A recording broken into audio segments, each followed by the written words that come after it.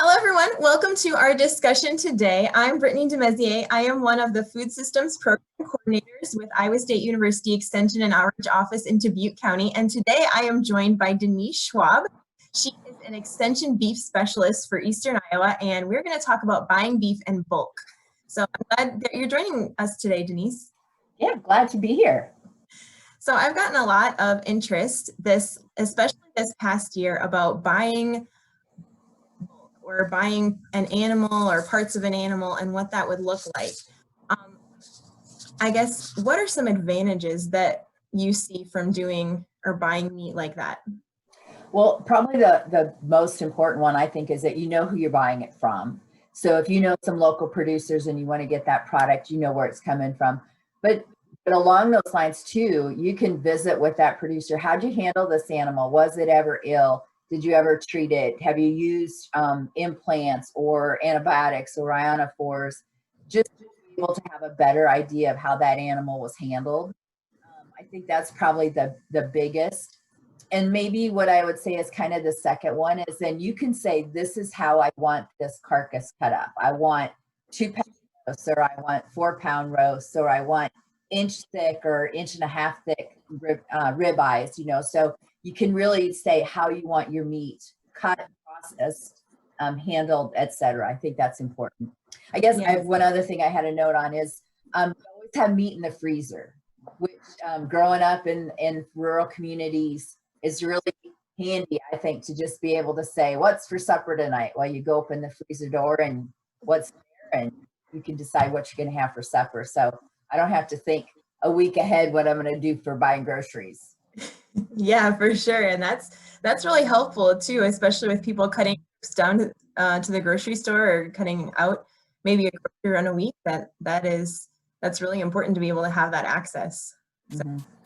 So if you've never purchased beef in bulk before, you've never thought about that process, what's the first step? Walk us through the process of purchasing an animal and bringing it home. Well, I kind of see two options. So I would either start with the local locker and with them, and I think you said there's lockers in Dyersville and Earlville are a couple close by for Dubuque County, but I would either start with them and visit with them about who are some farmers that sell meat locally, sell meat to consumers in our area, and start that route. Or I start directly with the farmers. If you know some, maybe you know people from your church or your school or your kids' classmates, and start visiting with them about who they know that might sell beef direct, or has done it in the past, or if they'd be interested in doing that. I'd start with one of those two options. Yeah.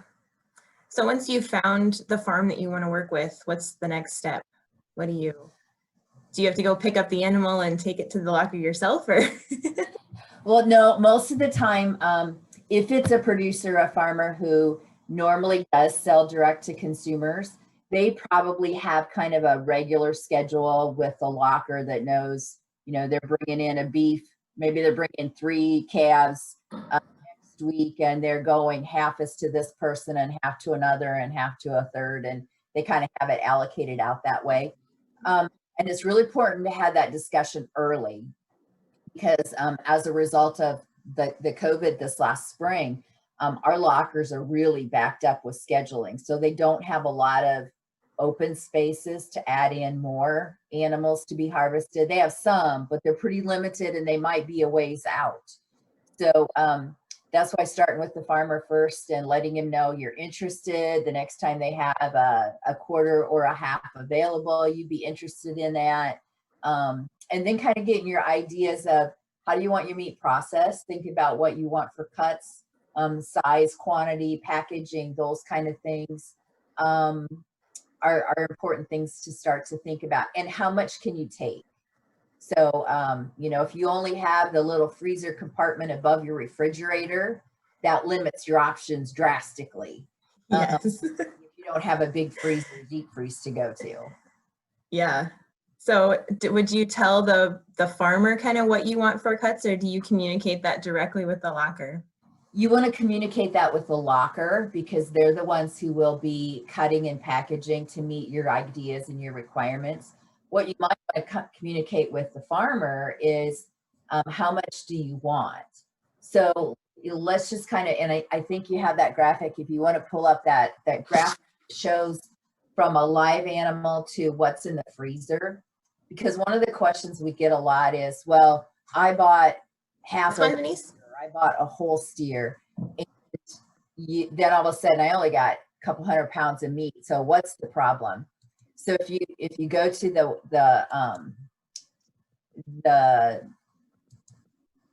the publication I sent you, the 1-page PDF. Oh, yeah. I think I called it steer to steak. Yep. On that steer to steak one, it shows that and this just example was from a publication. So it was there, the next page on that, the second page of that. It talks about a steer is like 1,200 pounds and probably closer to 1,400 pounds now. But just to show you an example, if you bought a steer that weighed 1,200 pounds live, then they harvest it and end up with about a 730 pound carcass. So what happens? They take out the head, they take out the internal organs, they take off the hooves, and that gives you your hanging carcass of 700 pounds. But then they also further process that down into about 490 pounds of actual meat. So that's what you'd actually be taking home is somewhere in that 490, 500 pounds, because they've trimmed some of the fat off it. They've taken a lot of the bones out. Some things have been ground down. So that kind of reduces the quantity, not weight, but quantity wise. So a live animal is going to end up with roughly 500 pounds of meat that you would take home if you bought that whole animal. That's still a lot of meat. It is, so if you're buying a whole animal, you better eat a lot of beef, right? Yeah, for sure. And that includes some of the organ meat. So like myself, I usually don't get the organ meats because my family doesn't like it. So I let them sell that to somebody else. So that would reduce, my order by just say roughly 20 pounds because I'm not getting the heart and the tongue and the liver. But those are some things to think about. If you're for when my kids were at home, I had 2 boys and we also had grandma, we would butcher a whole steer. And in about a year, we'd have it all used up and be down to just the last few packages. But now that it's just my husband and I, even half of beef is going to last us a long time. So think about how many are in your household, how often you eat beef, what kind of beef products you like, or pork or chicken, whatever you're ordering. But in this case, a beef. And take that into consideration. Yeah. Let's scroll up to the first page of that. I think it's important to think about space. We talked about how much space you have. So at the bottom, you can see if you assume the top of a traditional size refrigerator, the freezer that's on the top of that's about 2¼ cubic feet. That'll hold about 50 pounds of meat. So if you're that's quite a bit of meat, but you can't fit anything else in there. Exactly. So no ice cream. If you get 50 pounds of beef and put in there, you can't get any more ice cream. But even if you're looking at just 1/4 of a beef, that's going to still be like 120, 130 pounds of meat. So it's going to need more than just that refrigerator freezer to use that. While you have that up there, I'll just kind of go I like to talk about that on the right side. What do you get out of a whole animal, a whole steer? So you can see about 28 T-bones if you cut them at 3/4 inch thick. I like my steaks more like an inch thick, so I don't get quite that many. Is that traditionally what ribeye steaks? Is that traditionally what they're cut to at the grocery store? Is that 3/4 inch? Usually, yeah, that's kind of somewhere between 3/4 and an inch is about the standard. Okay. It's kind of like, how do you like to prepare your meat? From a steak standpoint, I like mine grilled or broil it in the wintertime. So I want a little thicker steak so it doesn't get overdone too fast.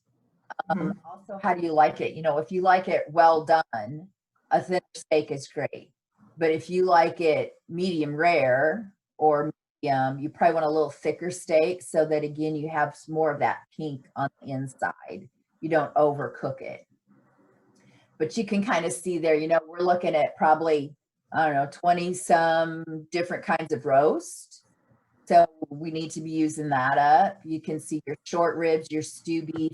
Like when I would get beef butchered, I didn't get any of the stew beef. I got steaks and roasts, and everything else went into ground beef because that's what I know my family would eat. So you don't have to take all these. You can kind of say, what do I want and what don't I want? I see round steaks are on there. My family was never very fond of round steak. So we just put that into roast, have it cut into roast, or have it put into ground beef. So you have the flexibility to say that when you're talking with your locker of how you want it processed. So what's the difference between a steak and a roast? A steak comes out what we call the middle meats. So it comes out of that rib and the loin, basically between the back of the shoulder and the front of the hip. That's our rib and loin. These are our most tender cuts. And so we tend to have them in steaks where we would serve them individually. Like I said, probably kind of a fast outside searing type of heat preparation, a dry heat. Our roast would be our bigger muscle cut. So the shoulder and the rump are round. They tend to be not quite as tender because the muscles are used. The more you use a muscle, the tougher it is, or the less you use a muscle, the more tender it is. So those middle meats, those rib meats, those are real tender. The shoulders and the rumps are a little less tender. And so we would probably prepare those with a moist heat, add a little liquid to it, put the lid on top, bake it, pot it, that kind of thing. Would be more the roast. And then you want to take them so that they are fairly well done and so they kind of fall apart. Good point. We grew up, I mean, and maybe Brittany, you might be too young too, but I grew up with roasts were kind of those Sunday meals that you put in the oven long and slow, throw some potatoes and carrots in with it, eat lots of leftovers of it maybe. But those are kind of those long, slow type meat cuts. Yeah. So can you make steaks into roasts, or are they kind of separate things? Usually, well, some like the round steaks are far enough back that they could either be cut as a steak or put into a roast. A few cuts out of the chuck, out of that front shoulder, that are very tender, and depending on how they process them, you can get those in a steak. So that would be like our flat iron steak, the Denver steak, some of those kind of things that would eat and be prepared like a steak, but they're from the shoulder. But the thing that we always have to remind folks is when you have that shoulder process to get those steaks out, you lose some of your roast. So you can't have both. You have to kind of pick or choose. Right. And then some of that would go into your ground beef instead. But good question. And the locker will help you kind of make that determination too on how much space there is and what you can cut down into roasts or steaks and kind of. Yeah. Okay. Visit with them. And like I said, I would usually say, I want all the steaks I can get, everything else roast or ground beef. So they'll work it through with you. Actually, and the Beef Industry Council has a really good publication as well as the one from Iowa State. But if you look at the Beef Industry Council, they have a couple really nice posters that show you the different retail cuts that come from or wholesale cuts that come from the retail product. So where our different cuts come from. Yeah. That's a good resource too. And I'll pull up our wholesale buying guide as well so people can take a look at that. Great. This is a resource that's been prepared by Iowa State that you can use to kind of help gauge, where things are coming from. Where does this cut of meat come from? Where does the brisket come from? Where does, tenderloin or a New York strip come from? So scroll down in here towards the end, it'll break it out into the different wholesale cuts. So there's a really good one. And the chuck is, you can see the red image on the bottom. That's that front upper shoulder part. and that 7-bone pot roast, that's kind of the old traditional, what you think of it as a good pot roast, something you can put in the pot and let it cook a while. But you can also get stew meat out of that. And actually some of these newer cuts, these like the ranch steak and the chuck eye steak and a few of those, if you look, I think I have this right. If you look at that 7-bone pot roast, you see on the top, kind of top center, left center, that there you go, that round muscle right there. Mhm. That's a really tender muscle. And so they take that muscle out to make it into like your petite tenders. Then you still have the rest of that roast, but that's one of those that they can take out. A couple of those other muscle groups in there would be the flat iron steak and the Denver steak and a few of those. So, but yeah, when you pull that out, then you have a smaller or different looking roast. Yeah. So this guide will take you through not only, your chuck, but all of the different types of things. And even here we've got our roast and also steak. So you said you're probably not going to get both, but yeah, those are actually, so if you look at that prime rib roast on the left, to me it's left, basically they would just slice that into roughly inch steaks to get your rib steak. So you either get the rib roast or you get the steaks. You can't have them both. That's one thing I don't think a lot of people realize is that, if you get a roast and you cut it down, you've got steaks and voila. It depends on where it's from. So like I said, in the rib, you can do that, but not in the round or in the chuck very well. Right. Yeah. So I know in here, this is another one that I've always thought was interesting. You can either have your T-bone or you can have your tenderloin and New York strip, depending upon, how you get it cut. But you can't have both. You can have, it's an either or. So, so the strip is one half of the T-bone equation, and then the tenderloin is the other portion or porterhouse, depending upon where in the loin it is. Right. But this guide is a really great one. I reference this a lot when I'm talking to people about meat, where things come from, so that because it gives some great visuals on different parts of the animal. One of those pages I saw you scroll by said something about aging beef. That might be a question that you get when you go to the locker and you say, what do you mean age it? With the beef carcass, if we can allow it after it's been processed and it's hanging as the full carcass, if we can let that hang for, most lockers will only do like 7 to 10 days, but if we can do 10 to 14, the longer it hangs there, that's called aging. It makes the connective tissue less tough. So it gives it better eating pleasure, but it also enhances that beefy taste of beef. So if we can, if your locker asks, you'd like to have it aged, I always ask for 2 weeks. I might not get it, but the longer I can let it age there, up to a factor. I think 21 to 28 days is probably the most you'd want to go, but most lockers won't do that because they've got have better throughput of the locker, so they can't allow it to hang that long. But if you can get 7 to 10 days, it makes it more beefy taste and more tender.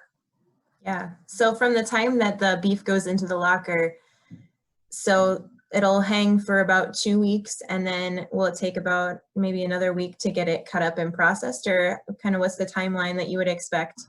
Most lockers will probably allow it to hang or age for 7 to 10 days, and then have it cut up probably within a day after that, cut and packaged. So, within 2 weeks, you should be able to get it picked up and taken home, paid for, picked up and taken home. So, and usually that's done right at the locker then. So if you purchase the beef from the farmer will take it to the locker. The locker will be in contact with you about how you want it cut up and broken out into different cuts. And then from there, they'll age it and cut it. And then they'll give you a call, say, hey, it's ready to come pick up. And they'll usually give you a time frame that you can come and pick up your meat and pay for it. Is that correct? Correct. And, Yeah. and most of the time, it depends. There's a couple options. You can buy the meat directly from the locker if they are a state inspected locker. But a lot of our lockers are what we call custom lockers. Basically, they only harvest and process for the owner of the animal. So in that case, you're buying the animal or half of the animal from the farmer, and you would pay him for the animal. And then the locker would process and package it, and you pay the locker for that processing fee. So that's the way most of the time it's done, is you buy the animal from the farmer or part of the animal, and then you pay the locker for the processing charges. Gotcha. So what's an average processing charge? Is it a couple $100, a couple $1,000? What are we talking? I would say a couple $100. I was going to look that up, and I don't have any with me, so every locker is a little different. But I'm kind of guessing for a full animal, we're probably talking somewhere in the range of $300, give or take. I don't know. That's a real wild idea, but it's buying meat locally is not necessarily cheaper, but better, in my opinion. I'm biased. So, and like I said, there's lots of advantages to it, but it's not necessarily cheaper. Yeah. Can you expand on that a little bit on why it might not necessarily be cheaper? Would it just? Well, a lot of, probably the biggest reason is just volume.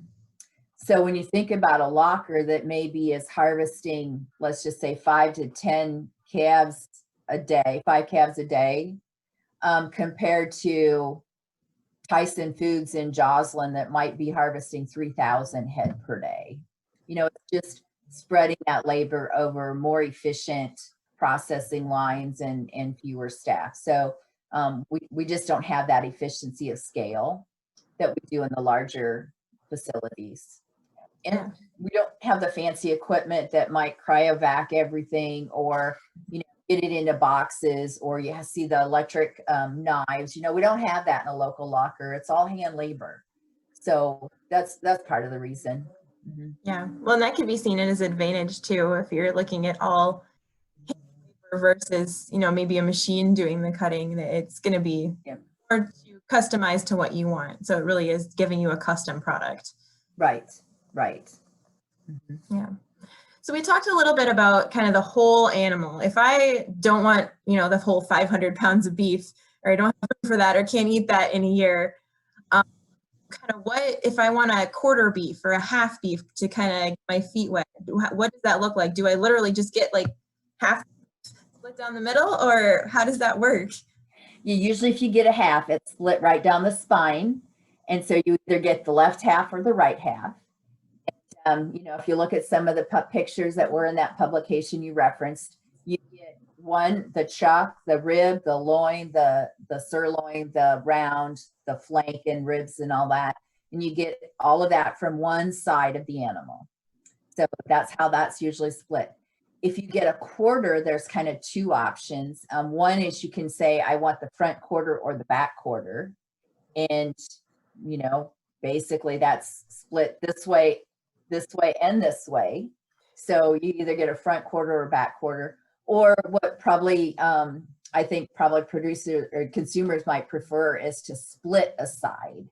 So then you would get half of the front quarter and half of the back quarter and kind of split it out. So if there's, let's just say there's 20 steaks, 20 ribeyes in a carcass, if you were get half of it, you get roughly 10 because you get from one side.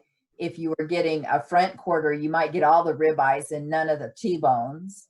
But if you were to split a side, you'd get, you know, half of the ribeyes and half of the T-bones. They'd be in different quarters. So, yeah, good conversation to have with whoever you're buying it from and the locker. And you usually have to find someone to fit. If you only want a quarter of the animal, you usually have to find someone to purchase either a half or the other quarter of yours. Is that right? That, or work with your farmer and the locker. Oftentimes farmers and that do this on a regular basis have their regular list. So, you know, we were on for our neighbor that he knew we wanted a half a beef every year and we were just there. if he had somebody that says, well, I got somebody that wants to split a half, would you be interested in splitting a half with them? They might be able to make that arrangement for you. And sometimes, like the locker plants, depending on which type of locker it is, they might say, well, if you want to get a half from John Farmer down here, if you don't want that whole half, maybe we'll split it with you and we'll put that in our meat case. So you need to kind of have that conversation. But oftentimes the farmer or the locker will help you find that cooperator, that partner to work with. Is it pretty easy to find then? It kind of sounds like maybe it'd be easy to find someone to purchase another portion of the animal. So if I just want a quarter, is it pretty easy to find someone usually to buy that other part?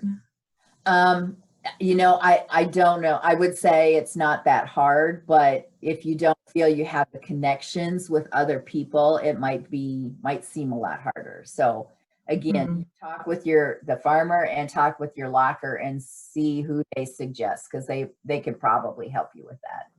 Yeah. So how do you choose what farm to get it from? If you don't have that personal relationship with a farmer, how would you choose the farm to get beef from?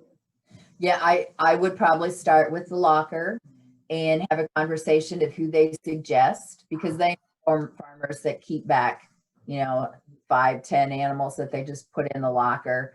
So that's one option. The other is just visit with other people at, like I said, at church, at school, your kids' soccer game.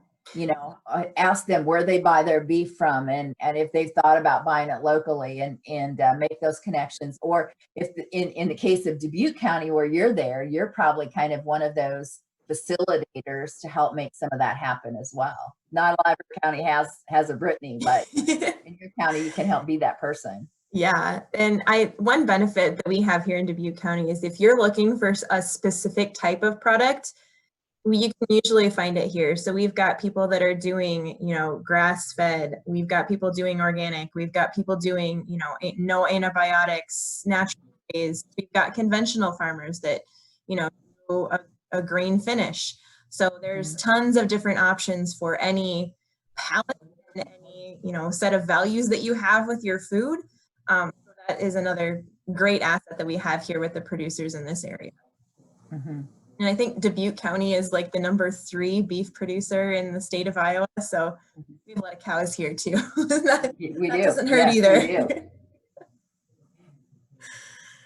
So I think that is most of the questions that I've got for you today, Denise. Thank you so much for joining us and for helping us through some of the questions that we have about buying beef in bulk. So thanks for joining us, and